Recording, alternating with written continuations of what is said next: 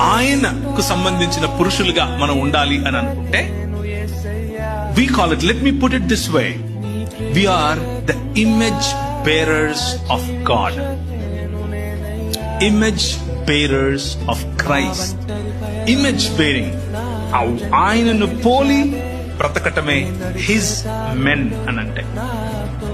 Reflecting God's character in your family, in your work, in your leisure, in your social life, in your political life.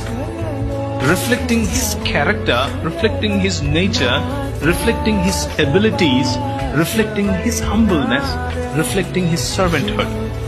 That's what makes you his men.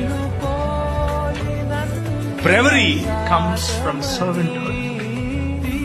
Strength comes from serving others. Riches comes, or flourishing comes from the presence of God, or imitation of Christ, or bearing image of Christ.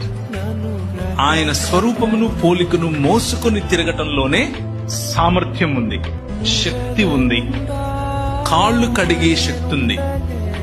నీ పొరుగు వాణ్ణి ప్రేమించటంలోనే ఈ సమాజానికి నువ్వు ఇచ్చే శక్తి కనిపిస్తుంది.